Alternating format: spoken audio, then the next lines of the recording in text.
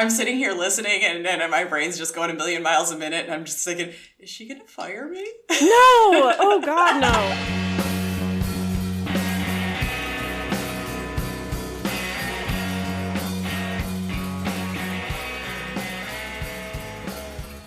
Hello, friends. Hello, friends. And welcome back to another episode of Pickles and Vodka, the mental health podcast where imperfect people have imperfect conversations. I'm Christina.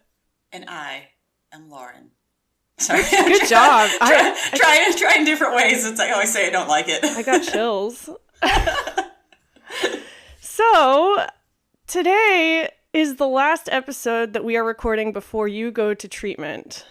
Yes. I am very emotional. Oh, no. I'm not, because I didn't technically think about it until 5 minutes ago when you're like, is this the last one? It's like, oh, it is. Well, that's good. So my plan for today, I was texting you about it yesterday. We're going to be going old school with this episode, old school Pickles and Vodka. I am going to be sort of interviewing you about some of the thoughts and feelings that you're having and all that shit. Basically, we are both going back to our roots. We're going back to our roots. The interviewer and me, the guest. Yeah, it feels good, man. I don't know. Yeah. It feels organic. I like it. I love this idea. But first, Lauren, you want to give a little recap of your week? And I'll do the same, because I feel like there's a lot going on. Sure. I mean, mostly my week has been struggling to take care of the remaining headaches. As I've said before, the biggest, hugest, most important one. I have friends that are going to watch Pico. They're very excited about it. So, and they're people that I trust to take care of my Your son. child. Yes. It's a big deal. It is. Unfortunately, I am not completely solid on where Meatball is going. I am very confident that something is going to work out, but I don't have a 100% right now. Well, you know, if you lived in Virginia, I would take him in a heartbeat. Oh, God, I know.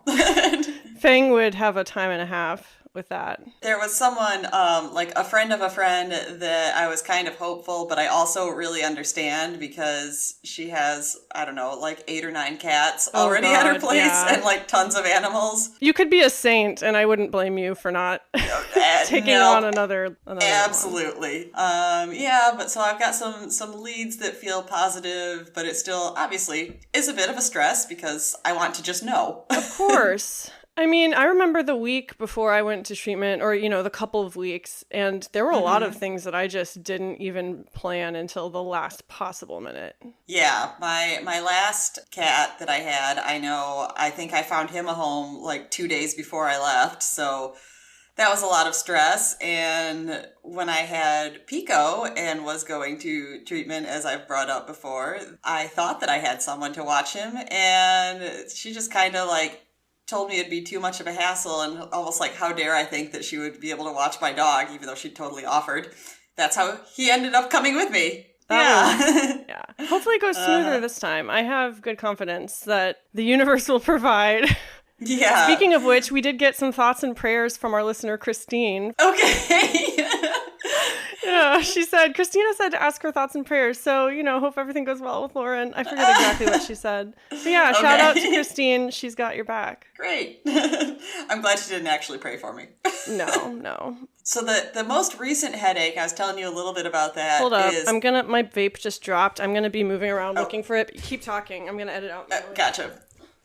So yeah, the most recent thing is the medical paperwork or the medical like lab work, and they want you to get an EKG as well, which I was having like so much trouble with it, and it just suddenly like hit me then. They throw that out there that's just like, oh, so we just need, this stuff to say that you're basically healthy, so, just get these blood tests and get an EKG and get it to us, as if like I have an EKG machine in my basement. Yeah. Just throw it away, just like, yeah, just go get that. That's no problem, right? One does not simply go out and get an EKG. Exactly. And then they expect you to do this, like, days before you go. Yeah, and they say, like, it has to be within a week of admission or within 2 weeks or something like that. Yeah. I mean, the reason they do that is probably just to get a good sense of where you are. Especially, I know this place, like, I've been to 2 different places that have different medical capabilities and staff. One had more of like a full nursing staff, so they were prepared for a little more medical stuff. Yeah, mine was like that too. Yeah, but this one is not as much. And, so like if the medical problem, they're pretty much just going to have to like outsource it. And so I imagine like they don't want a liability. I mean, yeah. They don't want, I was going to use that word, but I thought the way of the world. It is unfortunately the way of the world. You are a liability. I am a liability. This podcast is a liability. Yes. Everything's a liability in the end. Yeah. So the funny story from earlier is that I asked the intake person I've been talking to, because I was just like, hey, I'm having trouble with this. Do you have some suggestions? And she gave me a couple places that she claims had worked for people in my area, that they'd managed to get them at these places. But I was not able to. I went and I got told the same thing I'd been told before, that they were like, we don't do that. If you wanted like this test, you would have to pay the full price out of pocket, even though you have insurance. What the fuck, man? I know. It never ends. So the funny story from that to me was, and it's always awkward for me, I go in and I'm just kind of like, hey, I need to get this blood work and stuff done because I'm going to be entering a residential treatment center that needs this before I can be admitted. I mean, they see it all the time. I know, but I never know like how to say it. I don't want to like tell my life story. And it just so happens there is this woman that was already standing at the counter. So the person I talked to, like grabs my paperwork and takes it back to look at it. And the woman turns around to me and she's like, oh, I heard you saying that you're entering a residential treatment center. That's what I'm here doing too. And I was like, okay, this is a strange thing to just go have a conversation with. And then she says, what place? And I was just like, HIPAA violation. Well, I mean, she's just a public person. I don't think that, yeah. Wait, I'm confused. So she's the staff at this place that's getting your blood? No, the staff took my stuff and left. She was also at the counter getting a similar thing done. Oh, wait, yeah. So this might be a potential treatment buddy? Possibly. But she never knew where you were going. Did you tell her? No, because that's what she asked. She said like, oh, I'm doing the same thing. And I was like, I just smiled because I was like, all right, this is kind of awkward, but no reason not to be nice. And then she asked like, what place are you going to? And I was like, I'm not really comfortable saying. Oh my God, you almost had like a to the bone moment. Not to like, to say like, oh, you can't be going if you're older, because obviously I am. But she was an older woman as well. And so like, there's a lot of things, there's a lot of like drug and alcohol treatment centers here. There's a million things she could be going for. But yeah, it did cross my mind. I was like, well, I might see you in a week or two. Listen, I guess. Then I'll know. This is why we need Pickles and Vodka business cards. So you can give them out in the wild. Yes. She sounds like a prime listener. Exactly. She's our prime demographic. Like, I'd rather not share that part of my life, but here, this might help. Wait. We're not claiming to help anybody. We can't be a liability. Oh, yeah, right. All opinions are expressed on this podcast are our own. Yes. God, I hate myself. We will talk more about your treatment shit, obviously, but I just gotta talk about my week a little bit because I barely showed up here this morning. Yeah. Well, so it's been a really great week overall. I rode my motorcycle a lot. It was like 80 degrees for a couple days. I went roller skating with a friend. Brett and I built a cabinet for our kitchen. Oh, I saw that. It looks amazing. But then today, Ruby started peeing blood. Oh, no. And she's had UTIs before. So, we've dealt with it before. So, right after recording this, I'm going to go to the vet with my mom. And then on top of all of it, Brett is violently ill. Oh, no. He, started throwing up this morning. And he was supposed to go to this festival in Richmond. And he had to cancel. Yeah. But I feel like a mom today. In the best... I've been taking care of everyone today, including myself. I had a really clear moment of self-parenting last night. Mm-hmm. I've been really stressed, and when I'm stressed, I don't eat as much. And I'm also on this asthma medication that kind of fucks with my appetite. And I'm in recovery for my bulimia, and I should say my eating disorder. And it's been going well for the most part, but I feel like the thoughts have been coming back a lot stronger the last few weeks. And Yeah, you mentioned that a couple weeks ago, I think. I mean, listen, we've dealt with this shit for decades. You know the signs. Like, I'm not going to describe them, but you know the signs. Like, there's certain behaviors that are starting to pop up again, and I'm just like, this is a slippery slope. If you've been through the treatment world, you probably have done red, yellow, green. And you know that. Yeah, so I'm in yellow level. I'm still allowed to vape. Right. But last night, I made a salad, and I threw half it away. I just couldn't finish it, and I was just feeling really like guilty about it because I knew my energy was going. I felt like I was in a shitty mood, and like I forced myself to make a smoothie. It's always a fucking smoothie. No, it wasn't a smoothie. Sorry, it was a yogurt parfait. Oh, okay. I made myself a yogurt parfait, and it was the same exact yogurt parfait that I used to eat in treatment. Oh, wow. It's crazy. Like, since getting out of treatment, I tend to revert back to some of those snacks that I used to have when I'm feeling I can't possibly make anything on my own. You do that too? What's your go-to past treatment snack? Actually, what I would do a lot coming out is when you were doing your meal planning, if like whatever their menu was, if you just like hated everything on it, then they had 3 meals that they called sub meals that were, you know, like pretty basic things, and you could substitute one of those. Like the one that I did particularly because that was one of the few that was vegetarian.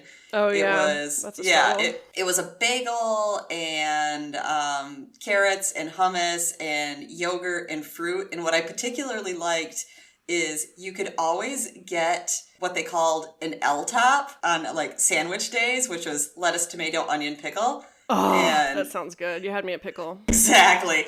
I mean... That sounded sexual. You know what I meant. Exactly. I do know. You know, so of course I like straight threw out the raw onion because gross. But the rest of it, I would like spread the hummus on the bagel, and then I'd put the rest to make just, you know, like kind of like a bagel veggie sandwich, and it was always... I always enjoyed it. That's like my go-to meal when I go visit my parents because they don't have a lot of foods I like. I always make some sort of version of that. Yeah, so then it was just like, if I didn't know what to do for a meal, then it was like, I'd make that. And I'd know like, and you need your side of yogurt and your side of fruit, and then it's a complete meal. Yeah, well, that brings me to last night when I was doing this. You know how they talk about like inner child work in therapy and all that stuff. I have mixed feelings about it, but I have found it helpful to kind of think about my childhood self and try to think about what she would want and like what is good for her, all that shit. So last night it was like I knew I had to eat something, and I was going through our cupboards and they were kind of bare. I wasn't seeing anything that I liked, and I was just gonna walk away and like put it off for another hour or whatever because that's the kind of bullshit I pull. Yeah. And then it was like in my head, it's like I heard another version of myself saying like, I don't want to eat anything here. This is disgusting. And then I was like, no, that's bullshit. Look, there's some granola right there. Look, there's an unopened thing of yogurt right there.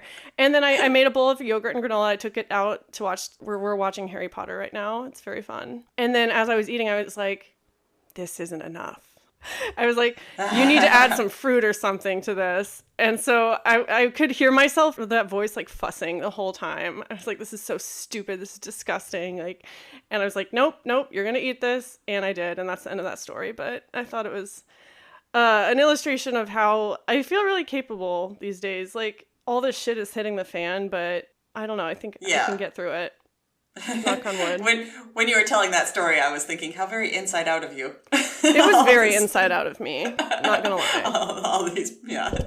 But yeah, I don't know. I feel very vulnerable about our whole situation right now. You know, it's a big deal. I've been thinking about you a lot this week, and I've been thinking about the podcast and like what's going to happen. And I don't know, the thing that I wanted to start off this episode with is probably not what you'd expect. I want to talk a little bit about advocacy right off the top. And the reason that I want to talk about this is because, you know, we have been co-hosting together for almost a year now. I think in a previous episode I said it was a year. That's a lie. It hasn't been a year yet. Yeah, it is. But I did think of that the other day. I was like, it's going to be coming up on a year. Yeah. And of course, we have been engaging in the mental health world for years and years, whether it be underground forums of old or just, you know, talking about it in our everyday lives. And so I would consider myself a mental health advocate. I would consider you a mental health advocate. Mm-hmm. But the thing about advocacy is that it's kind of a full-time gig. Yeah. And in addition to living out this advocacy in our personal lives, like we talk about it every week on the podcast. And I think that can be pretty draining sometimes, whether we realize it or not. Like, obviously, it's a great thing we're doing, and it's healthy and cathartic for us. But also, I think there can be a side of it that can be kind of draining, like I said. Yeah. I was listening to this podcast called Last Day. It's on Limonada Media on Spotify and whatnot. And the host, Stephanie Whittles-Wax, she is a mental health advocate. She interviews people about the last day of their family members who died. Like every season focuses on a different topic. So like the first season is drugs. The second season is like suicide. And then they talk about gun violence. I think the current season is kind of more similar to what we do. They just interview people about their experiences. Mm-hmm. Anyway, she was talking about advocacy and how there's a hidden side of it where someone can really be talking about this stuff all day, every day, but really they're re-exposing themselves to a lot of trauma without realizing it. Like every time you talk about this stuff, you're reliving this thing that you might be currently going through. And I don't think, we can underestimate the impact of that. And so the whole reason I say that is because, you've proven that you can be a co-host of a mental health podcast and talk about this stuff on a weekly basis. You're about to go to treatment and you're going to be forced to do the same thing, maybe to an even more extreme level. You're going to be really digging into these really uncomfortable things every single hour of every single day. How do you feel about that? And I don't know, do you feel like talking about it over the past few weeks? We've been talking about your treatment. We've been talking about treatment on the podcast for the past few weeks. Yeah. Do you think that's been kind of helpful preparing you? I do actually, because I don't think of the treatment experience that I'm about to embark on as being all that similar to here, because I know in general, especially when we started, I really do not like to be pigeonholed as the eating disorder girl. Exactly. So I do feel like I was aware that I was specifically trying to talk about other topics that I dealt with more often here. So I mean, it is the same thing like you said. It is exposing yourself to this stuff over and over again. But I don't feel like it's been, it's just felt like all the eating disorder all the time. It's felt like when I was here, it was more like reliving things, like relationships to people who committed suicide or my own past with anxiety and things like that. So yeah, sometimes I would, after an episode, then, I had all of that on my brain. I'd be like, whew, okay. Yeah. And I'd have to kind of, just sort of sit on the couch and zone out and read for a while. But yeah, it doesn't, I think it would be harder if it had felt like it was just this one thing that was just, I was forced to go over again all the time. But it kind of feels like that's more like what I'm about to embark on. Now I know that literally is going to be all that I talk about for a few weeks. I mean, in some ways that could be a relief. Because it is, when you have an eating disorder, this could apply to a lot of other mental illnesses and disorders, but, eating disorders really take over your life. And there's not a lot of room for everything else. At least for me, that's how it played out. Yep. So maybe, going to treatment in a way is kind of a relief because you are focusing just on that one thing. It's funny, as you started talking about all of this stuff, that I'm sitting here listening and my brain's just going a million miles a minute and I'm just thinking, is she going to fire me? No! Oh God, no. Okay. I mean, obviously I'm going to take a break. Yeah. Well, maybe we should just talk about that first. We'll ruin the structure that I never even solidified. Okay. So this is Lauren's last episode for a while. We don't know how long. We don't know when she is going to be part of the podcast again, but she will be as much as she can. Yeah, and I will say from the beginning, I am actually really hopeful to record an episode in the middle of it so I can kind of give firsthand experience. I mean, it might not it probably wouldn't be like I jump right back in every week, but like some point in the middle, I want to record an episode with you. Yeah. With that said, though, I think you should take a few weeks off. Absolutely. Yeah, of course. I wouldn't be able to live with myself. You need to focus on you for a while. And we'll talk about this more at the very end of the episode, but I do have some plans for the next few weeks. So I feel like going back to, the difference between talking about this stuff on the podcast versus going to treatment, I think the difference is on the podcast, you can kind of control the narrative a little bit more, and you can kind of decide how much you want to reveal. And in treatment, they kind of, well, at least if you're doing it right, yeah. Everything is laid out, which brings me to the next topic is fear. Fun little topic. Oh, yeah. What are you afraid of the most? I'm afraid of going back into that sort of all-encompassing living situation. I mean, there's not surprises as much now because I've been through it. At least there's almost like excitement when it's new. Like, oh my God, what is this going to be like in this whole new environment? Right now, it's just kind of like, I think about it, I'm like, I am not going to be able to sleep in my bed. I'm going to be in a room with people I don't know. I really don't want any of that. Yeah, well, this is not your first rodeo. This is your 5th time in treatment. It has lost the charm, whatever charm that it had, you know.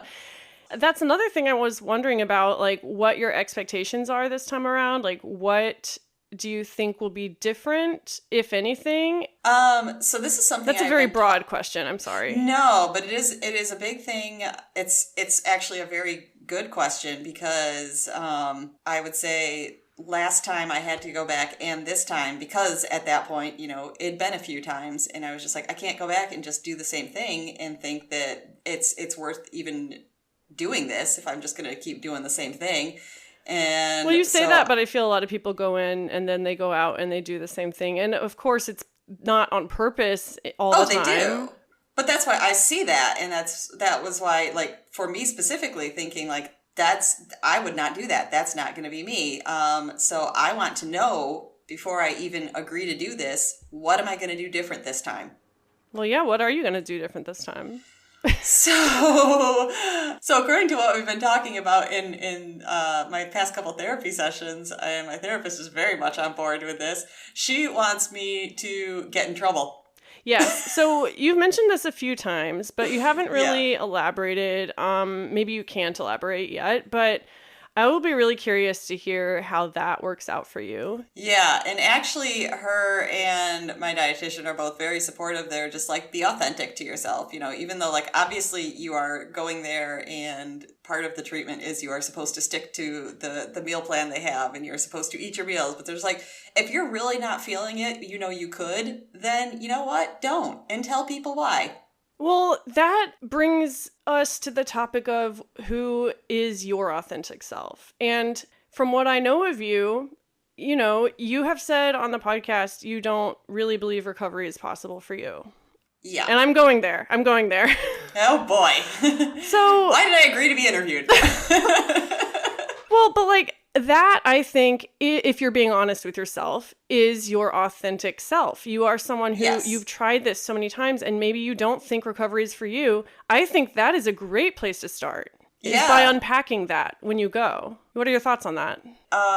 Quite honestly, you are correct. I do not believe it is possible for me where I am right now. But I will say that just in life in general, I don't like 100%. I don't like absolute statements because I don't believe anything can be. So when you say that and I think about it, then I'm just kind of like, but there's always the possibility that that can change. And someday I will see, like, I think that it is possible. I don't think so now, but yeah, I do believe that it's possible. I could in a couple months think like, you know what? I actually do. I think that just shows maturity, honestly. And before you brush it off, I don't know if you would have said that the whole time I've known you. When you first said that, my immediate thought was, well, I am old. But maybe that was a poor choice of words. No, but I did like then take another second. And I was like, yeah, but even though I was older when I went the first time, I was 35, but I would not have said I had the maturity that you're talking about because it was all brand new to me. And I was, the same scared person as like a 17-year-old going in the first time. So yeah, I do agree that there has been some growth there. You have grown a lot. And I think you're about to grow even more, and it's going to be really intense. And yeah, it is. So that will be different. What are some other ways you think your authentic self wants to desperately come out? So thinking about the getting in trouble thing and talking about how, like a lot of things I didn't probably, explore what my reasoning is or whatever, because I was so good at saying like, yeah, but I can do what they expect. I can do the right thing. I was thinking about that and I suddenly realized I was like, that is where just internally, like this little pinwheel inside me just feels like I am pure anger because I have felt stuck in this position. And that is interesting to me because even in the past, then it has come up a lot that it's like, I don't know how to express anger. My family did not know how to express anger. I've never saw how to. At least not in a healthy way. Yeah, I was like, maybe I will learn how to be angry. That would be interesting. Seriously, I mean... And instead of just letting it sit there inside of me and be like, I know I feel anger, so I'm going to, take it out on myself internally. I mean, of course, you are the minimization queen. Yes. What are some ways you think you will immediately try to minimize your experiences when you go in? Oh, boy. Well, I mean, letting out your authentic self and like breaking the rules and everything, I feel like that's the opposite of minimization. That is maximization. Yes. I don't know if I said that. You'll be maximizing your unexpressed desires and feelings and all that stuff. Do you think that the side of you that wants to minimize is going to push back really hard? Oh, I am certain. That's why it will be good. I mean, I am trying now, like I can say all of this stuff, but I'm really grateful for things like talking to my therapist, and she says, like obviously when you're there, then, we're not going to be like meeting and having sessions or anything, but she's like, you'll sign the release of information so I can talk to them. And she's just like, contact me if you feel, like this is not being heard or they're not understanding, or you just need me to say like, so she really needs to be working on this shit, even though she won't tell you. So having a therapist on your side is so life-changing, honestly. Yeah, it's like, I do just like knowing that like those parts are in place. Like I'm already trying to set up the things like, I know how I'm going to try and sabotage myself. So let's try and find ways that I won't be able to. Perfect.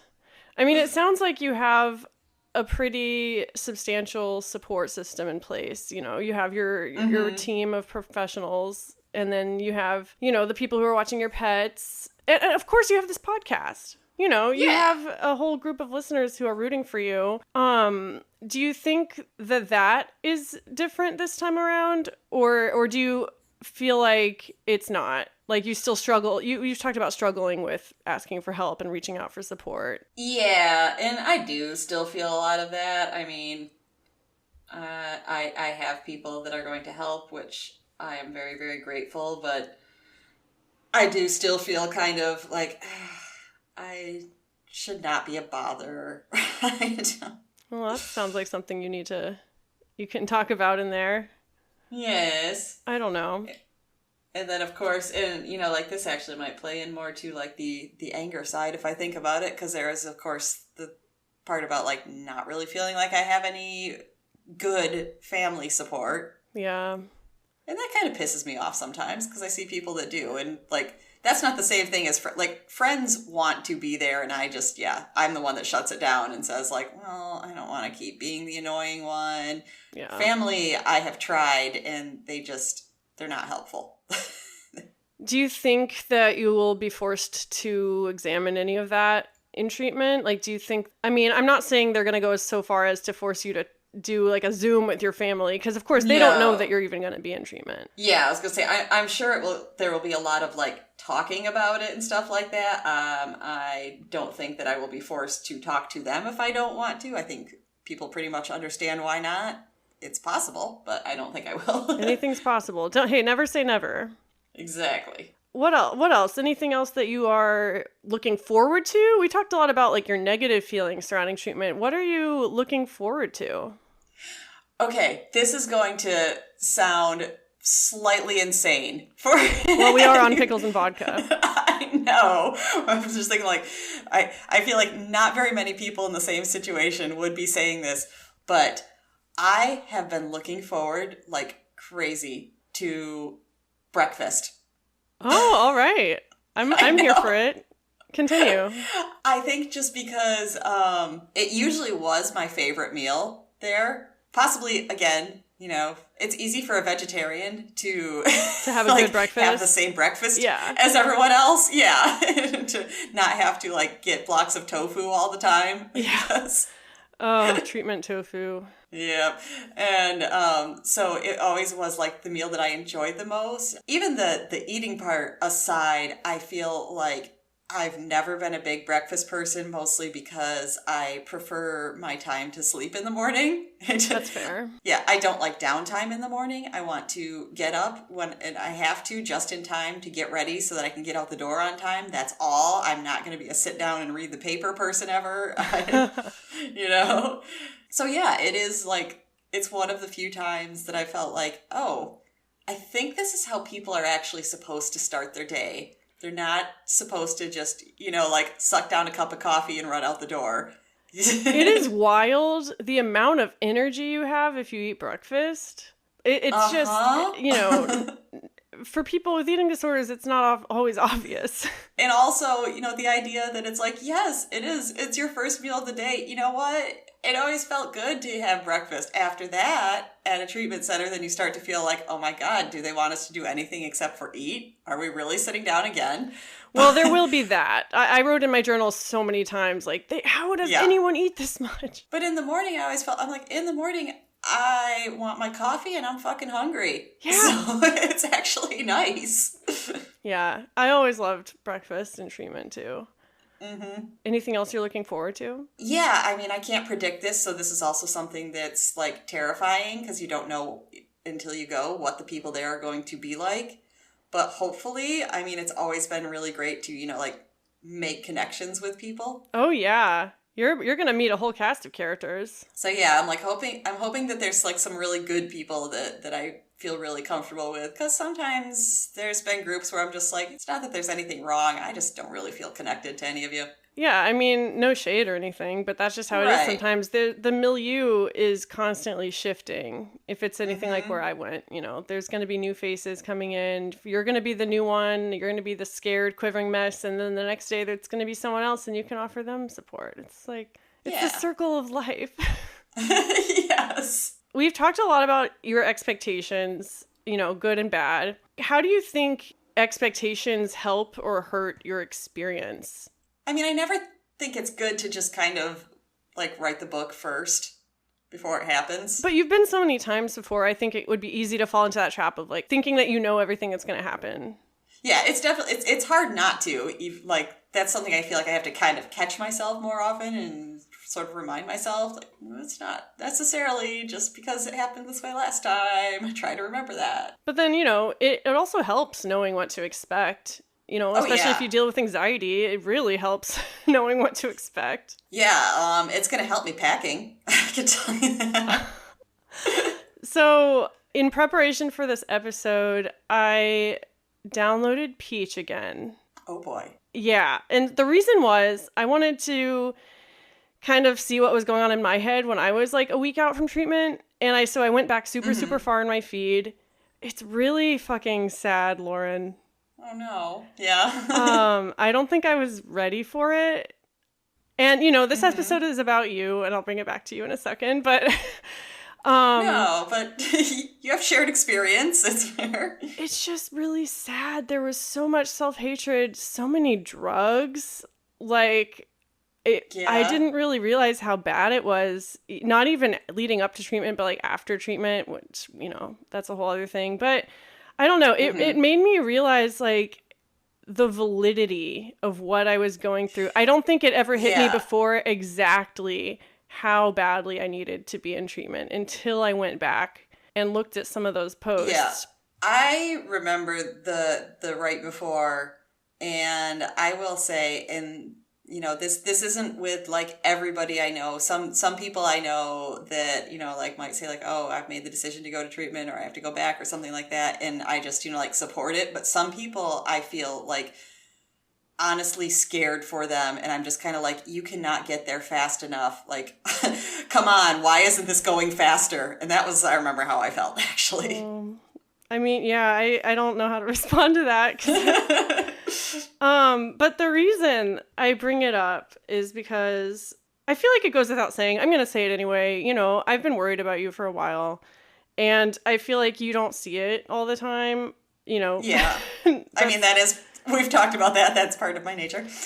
So when I was going back on all these old posts, I found a post, and this is what it says. This is my last day before treatment, and I have only hours to check everything off my list. But instead, I'm binging and purging again. This is beyond nonsensical. I have a fucking problem. And guess who posted the first comment on that post?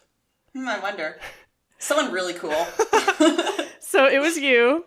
Uh-huh. This is what you said, and I want you to read this, and I want you to apply it to yourself, okay? Okay. That is why you're going to treatment. That is why you're legit. It's why there's no choice anymore. I hope you keep us updated when you can, but if you just need to focus on yourself, I get that too. Good luck. Oh, wow. Yeah. Wow, past me was smart. I will try and listen to her. Yeah. And I feel like, sure, everyone has a choice. You know, people kill themselves. You always have that option. You always have the option to not take care of yourself. But you have not made that choice. Like, you've made the choice to go through a lot of red tape and pay a lot of money to do something that you don't even know is going to work. But like, there's some part of you that knows it's your only choice right now. At least that's what I can assume. Yeah. Like, what are your thoughts on that? That is why, because I've said this to my team the last few appointments. Like, recently, things that have come up, I still have the same, just kind of, I don't know, I just call it a little like stubborn child sort of reaction. Like when the medical stuff wasn't working out and they were turning me away, and I wasn't getting like much response, I felt like, from the people that had offered to help. I was just like, well, you know, you guys want me to go so bad, and if no one's going to help me, I can always just not go. It's like, that's that's always where my little like stubborn brat child You can always go to Mexico with Pico. Exactly. But a few months ago, if something was not happening and not working out, then I would legit be thinking like, you know, I don't have to do this. I could stay in my life, you know, maybe I'll work it out or maybe I won't. I don't know, but I don't have to do this. And now it's kind of like, I know that I'm just saying that like a little brat. My brain is never actually thinking I'm not going to do it. So it is that's what tells me, it's like, yeah, I'm pretty resigned at this point that it has to happen. I mean, that's good. It's like you're self-parenting, like me eating the fucking parfait. It's like you have this inner part of you that's screaming against it and kicking and screaming and not wanting to do it, and then there's another part of you that's like, no, you're gonna do this, and you're not gonna like it, but it's for the best. Yeah. It's hard to trust yourself. And something that I feel like is already good that I'm getting set up is a friend of mine is going to need somewhere to live in August. And she asked me, my place is expensive and she would not be able to pay half the rent, but, you know, she'd be able to give me a chunk, which would obviously be helpful. Nice. The thing is the last time that I came out of treatment, then she needed a place to stay and she was staying with me, but it was more like we thought, because I had just like a little one bedroom then, and we thought it would just be like a few weeks until she got like this new job, was, you know, like a constant, and she got, you know, like more settled. But as I've talked about, you know, I went into treatment and the world shut down for COVID. So she came to crash on my couch and ended up crashing on my couch for like 3 months. Oh my God.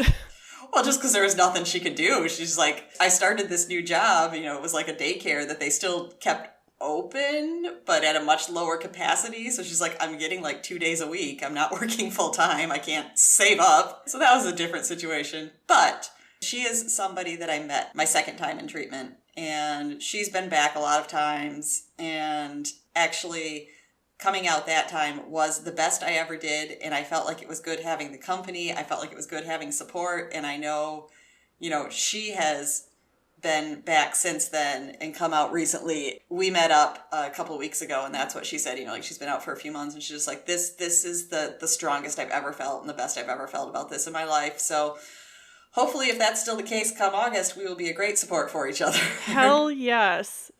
Yeah, so I'm pretty excited about that. Yes, that makes such a difference. Like, those first few days out of treatment are really key. Like, when I went to treatment for my alcohol abuse, my mom picked me up and she stayed with me for a few days. And then my best friend from Austin flew in and stayed with me for a few days. So, like, the first week out of treatment, like, I had people with me. And when I came out of treatment for my bulimia in 2021, I didn't have that as much.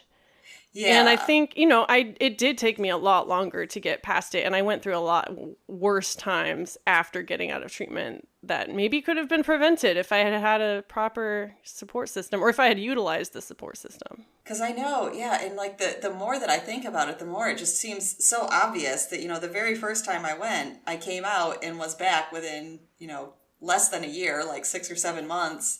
And I thought of that too as we're talking about this. I was like, well, yeah, I just spent all that time in that kind of world and that kind of bubble for the first time ever. And then suddenly I come out and go back to my Chicago apartment. My dad drove me back. He stayed with me for a night. But other than that, it was just like, whoop.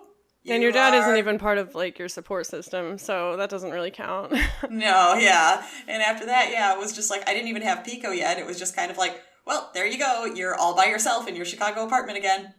Oh, do the right thing. Yeah. Yeah, it's like, no wonder. Exactly. You got to set yourself up for success. So, I mean, I'm sure that they'll make you do, like, an action plan or whatever in treatment. They always make you do that. So, yeah. I'm sure we'll talk about that down the road, what you plan on doing to keep yourself healthy getting out. Oh, I hate that word, healthy. Me too. But I do understand that, like we were just talking about, like, I need to try and plan for something after, not just think like, I'm going to come out fixed. Exactly. And the fact that, like, I can tell talking to you that you are thinking about all that and that it's important to you. I think your priorities are in the right place right now. Yeah. I mean, I joke about this, but it is also true that it's like, you pay a lot of money to do this. Yeah. I wouldn't do that just to be like, it's probably not going to work and I'll be back here in a year. But, I mean, you have to say that with a grain of salt because, like, I'm sure a very, very, very small percentage of people go in and actually plan to not use it. Most people go in and they, like, we've said it before, we hope it's the last time. Yeah, but you can never predict that.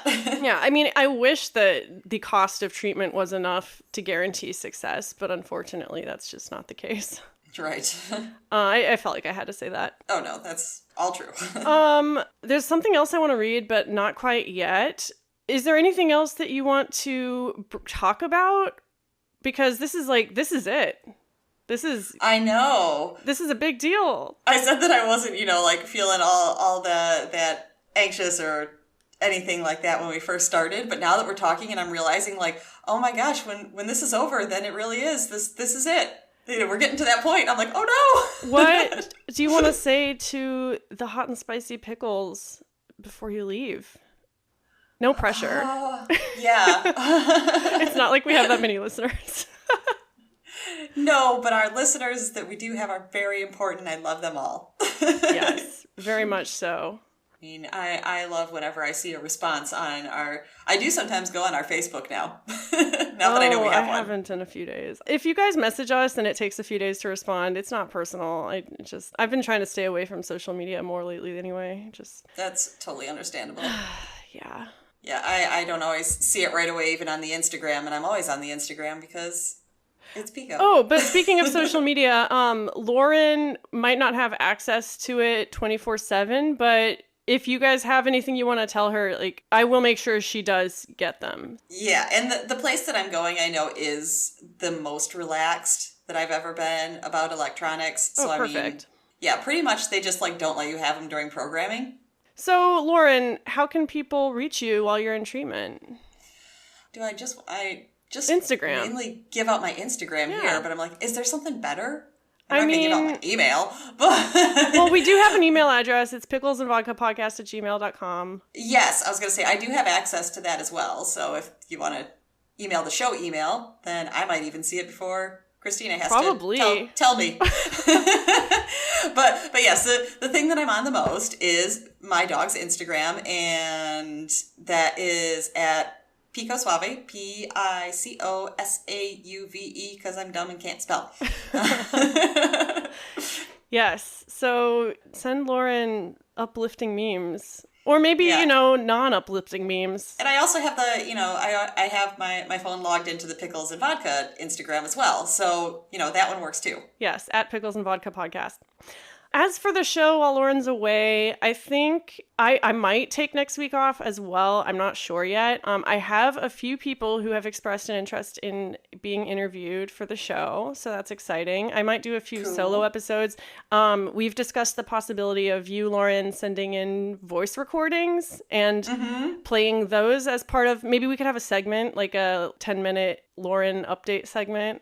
Or something. I don't know. It's a work in progress, but you all are along for the ride, and we wouldn't have it any other way. Yeah, and I'll have my phone there. I expect I'll bring my laptop as well, because like I said, they have pretty relaxed electronic rules, so I should be able to check things, do what I want. Yeah. But overall, just focus on yourself. You are the top priority, and I think you're going to do a lot of work in there. Mostly weekends can be very slow and boring, so it's possible, that I won't pay much attention until Saturday or Sunday. But that I can see happening. I'm very proud of you, and I'm very excited for you, honestly. I am very nervous. Well, that is perfect, because I have something to help with that. Oh, that's my biggest thing. I think when we talked about fears, I haven't said anything to work yet. I'm still planning how I'm going to do that. Oh, no. That surprises me, because you're usually very, you tell them pretty far in advance. No. No? I do not. I usually tell them a day or two before, because I don't like talking to work about this stuff. Maybe that's just me projecting my image of you onto you, which is maybe I feel like you're more responsible than you are, because you're older than me.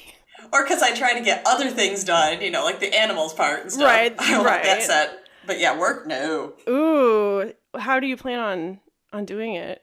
Or when do you plan on doing it? For once, I think I've brought this up a little bit before, I feel a little more comfortable than I usually do about bringing it up at all, because our HR person actually, first of all, she's really, really nice. That always helps. And her and I work together on a lot of things. So, I feel like I know her pretty well in the work situation. And also, she came after working at a TMS clinic. That's the right. Trans migration whatever thing that's for treating depression. Yeah. Yeah, it's like an alternative thing for treating depression, but that is not as invasive as like ECT or something like that. It is transcranial magnetic stimulation. So yeah, she kind of gets where you're coming from. She's an advocate, if you will. She is the one when we were redoing our work handbook and redoing policies, because we are very small, so there's a lot of benefit things that we've just ignored because we haven't had somebody to look into these things. And she's brought up things I know other places that have a floating day off that they just call a mental health day. She's like, should we implement something like that? I mean, she is very much clearly an advocate. Yes, exactly. That's awesome. So yeah, I do, this is probably the most comfortable I would have felt telling someone.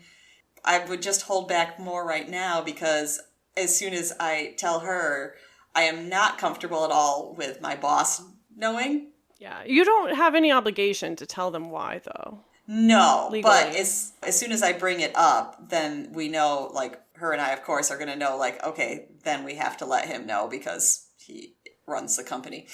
Well, you'll cross that bridge when you come to it. Yeah. It'll be fine. One of the motivators for me to getting healthy, even though I hate that word, is that it allows me to help other people more. Listening to you talk about that HR person, it's cool, because that is the best case scenario in my head, is being in a position where I can use my experiences and skills to help other people and to be an advocate wherever I'm placed, right? She's at your company. You can still do a lot of good in a place like that. But with that said... that's what makes me feel good here. Just, like, any listener comment we get that's just like, oh, you know, like, I look forward to listening to your conversations. Like, it helps me get through the day. And I'm just like, that's the most amazing thing you could tell me. Seriously, because it proves we're not alone. Like, you listeners are not alone. I guarantee it. Like, we are just as fucked up as you. I mean, possibly even more because we have not this afraid podcast. to say so. I'm just kidding. You can't compare trauma. That's true. Okay. It really helps. But with that said, your first priority is yourself. And I want to share, as we close out this episode, a note that I wrote myself in treatment for moments of doubt. And I am going to replace my name with your name. Okay. Just bear with me here. I know it's cheesy, but you need to hear this because I needed to hear it from myself. Lauren, you've got to fucking check the facts. You've been sick for a very long time. It's not going to be a piece of cake, haha, once you get out of treatment. For 15 years, or, you know, however long you've had this, you've been integrating this into your life, normalizing its voice in your head. It's amazing that you're in treatment getting help. You have worked so hard and made an incredible amount of progress. It was a lot of work, even if you told yourself it's been too easy, and maybe you don't really have it as bad as you thought. Remember this next time you doubt that you belong in treatment. You were very sick. You needed help. You still need help. You deserve help. Don't let your guard down. Don't stop working if it feels too easy. That's when your eating disorder sneaks in. Don't compare yourself to others. Your journey is your own. Getting help is not overkill. You are strong as fuck, but don't get too cocky. You still have an addiction, even if it's dormant for now. Give yourself some fucking self-compassion. You are just as deserving of praise and love as the friends you give art and notes to in order to validate them and light up their days. It will be okay. It will also not be okay, sometimes. You will survive. Never stop working. Recovery isn't linear. Life will be beautiful again. And that's it. I mean, every word of it. That is good. Yeah. So, with that, I guess, Godspeed. I'm going to miss you, dude. Yeah. It's not going to be the same, but you're going to be doing amazing things, and I'm sure, you know, the podcast will continue. It'll just be a little different for a while. I know. I mean, I will be, you know, in contact sometimes, but yeah, I will miss this until I can get back, and good luck everyone else. Good luck everyone else. Getting through life, because it's rough. It is fucking rough, but we're here for it. So keep showing up. I'm going to keep showing up. Everyone out there, keep showing up, and we will see you when we see you. Yeah. Say goodbye, Lauren. Goodbye, everybody. I'll come back. That was so unnecessarily dramatic. Yeah. Well, I started out dramatic too, so that's How about we end it? How about TTYL? BRB. Smell you later. Smell you later. That was like a movie or something. Because you'll be pooping. Or no, I've been rewatching The Good Place. Say, take it sleazy. Take it sleazy, everyone. Bye. Bye.